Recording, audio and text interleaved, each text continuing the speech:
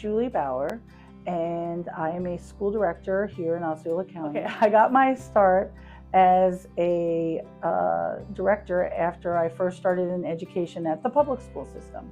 I was much younger back in the 90s and decided that I wanted to be in education. And as I had children, I realized how costly early childhood education was. And I was unable to stay at my school position job. And someone suggested, you know what, why don't you go into early childhood education? And within doing that, it was brought to light how important it is to work in early childhood education and how much learning gains happen from the age of 0 to 3 years of age. And I've never left. It's one of those things where I really want to be associated with things that make it more affordable for families so that they don't have to change their careers. I was in education.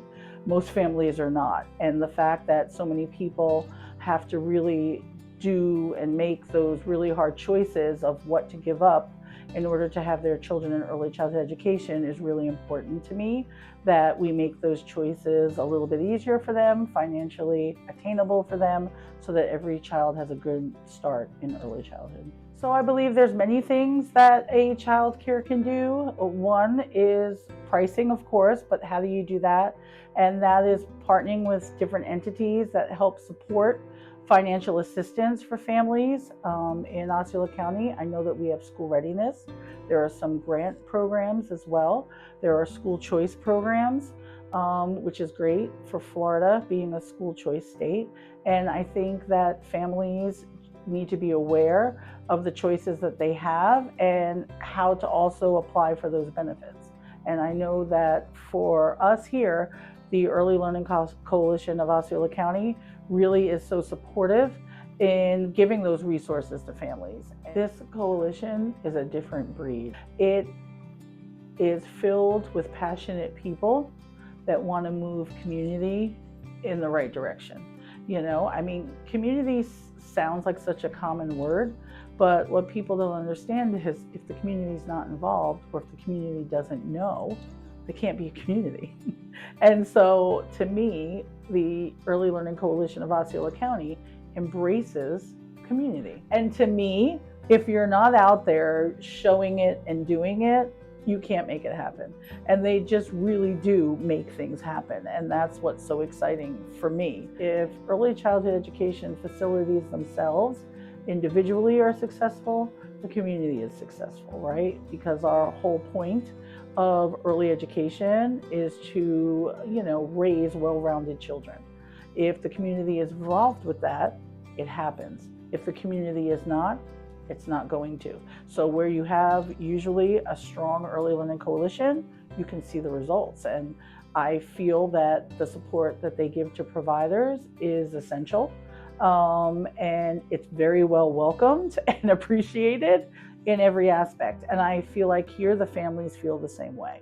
They advocate, they rally for services, and they have even touched my life with that in wanting to become an advocate for early childhood education. It used to be just that I was a director in a school, right?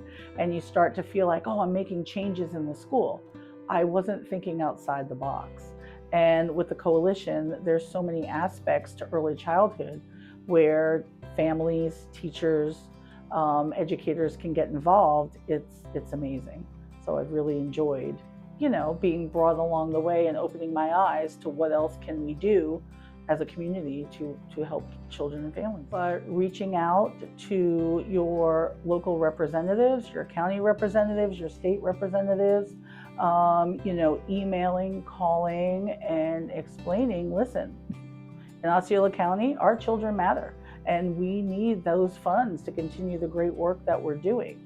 Families, especially if you're the ones that are in that type of a situation and we want to make it better, then we have to be heard. We are trying to do it on the preschool level. The coalition's doing it on a coalition level, but the people that really need the services are the people that they want to hear from. So I think it's super important for families to know that their voices will be heard, and the more that they are voicing, the more they're going to be heard. Our children are worth so much more than a budget cut. We need our families to kind of help us and support in that. I believe I am now sitting on the board of the Early Learning Coalition, and I'm super excited for that. I am so excited to have been chosen to represent some of our preschool providers, and I do take that to heart. And sitting in on meetings, I've been learning to hear the needs of the community in different ways. Some of the new things that they have started just from my previous predecessors on the early childhood education side of the board is knowing what space we have available in the county. We don't know what needs to serve families for if we don't know what age groups are lacking in care. We never in the county want a family to say we can't go to work and support our family if there are no child cares available with space for a certain age group. So that's been a whole nother thing that has come out of working with the board in regards to servicing families. There are many issues out there right now that just don't have to do with going to school, but just families together with the changes in our economy. People just need support, and they want to feel like they have help from the community. And I think the board really helps to serve that. We're listening to community, we're listening to educators, we're listening, to each other to find out, because the board is so eclectic, made up of so many representatives in the community. It's amazing. So FLACY is from NACCE. So if people are aware of having a school that has an accreditation, which is just wanting to have higher standards in education of children. So NACCE is the National Association of Education for Young Children. And FLACY is that Florida branch of the National Education for Children for NACCE. So with FLACY, you're able to branch out into community a little bit better. So with NACCE, it's national. With FLACY, we're actually going to just be touching in on counties around us in our Central Florida FLACY chapter. So I am currently the leader of the Central Florida FLACY chapter, and we've just started meeting a couple of months ago to bring awareness and support again to community. I believe one of the main reasons we wanted to start it had to do a lot with advocacy, with hearing about these budget cuts, with us as directors knowing families were going to be affected because we could see enrollment dropping in our schools, but we didn't understand the why behind it. And with budget cuts comes less enrollment. With less enrollment comes families with needs. With those needs come children that aren't as prepared for school, and it's a cycle. And with the chapter, what we're hoping to do is help educators understand where to kind of pull their passion together to make changes in our community locally and nationally. In numbers, we can move mountains. If we trickle things out to families, and which I know our families, when we ask things of them, they respond. And just being a part of all of it together and doing stuff in the community has been fantastic. We have a conference coming up that we are excited about. We want teachers to understand that you are bigger than just the school or the classroom you're in. I'm hoping that it just continues to grow and there's more support for families and students through it. Depending on the school that you're in, speak to your child's teacher, speak to your director. Be in tune with what your students' learning and their overall being. Do you see any changes in your child between school and home? And what are the focuses that your child's teacher is trying to instill in your child? That work to home relationship is super important. So we want to be sure that we're servicing the needs and your expectations and the needs of your child. And what we're asking in return is to support us. So when you hear about different things in the community, as far as voting, think about the education aspect of it. Think about how important it is to your child and how important it is to their future. And if it's something that you're not utilizing, think about if you were in that position, what would you want for your child? it's so hard for me to believe in this day and age that people won't count or vote on children, and put their money there, that they will take money from education for other things that we're just not going to get the return. I just don't understand it. So, for me, yes, it's passionate, and I am trying to find the best ways to kind of navigate that passion and make the biggest voice. And I believe joining something like the Early Coalition for me with the board, as well as starting up the Flacy chapter, are just ways for me to understand where to get those changes. Will I make those changes personally? Will it happen immediately? No. But the problem is not to give up and to keep our voices heard as a community. All of us think our children are the best, right? And always.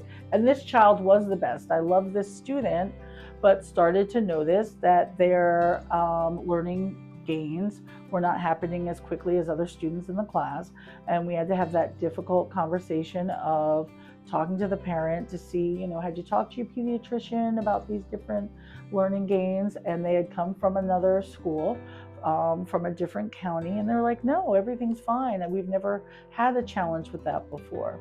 I was able to get a developmental screening through the Early Learning Coalition for that family. It was free for them to get this screening, and they went ahead and screened and realized that their child did have some developmental issues. They were issued free services.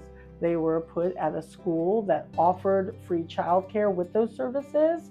Mom and dad were both able to work and be able to have more income for themselves, but also to get the child the support that they need. It was about 4 years later where they came to visit. Their child was exited off their IEP. Their child was fully functioning in a classroom, and they were grateful. And I think at the beginning of those tough conversations, the parents are a little taken aback, because again, it's our way and our job to get, early interventions out there to families, and they don't understand it. It doesn't mean there's anything wrong with the child. It just means they need support. And I believe that we get the best support from the ELC in regards to helping our families recognize it and then be placed and get services where they need. So I think that's my favorite thing. When you meet your families, you help them through something, it just feels good to give back. And I'm sure that's how the ELC feels. They must really just walk around happy all day, because they really do. They give back to all of us. And I feel like as a provider, sitting on the board, starting a chapter, that to have that support is amazing.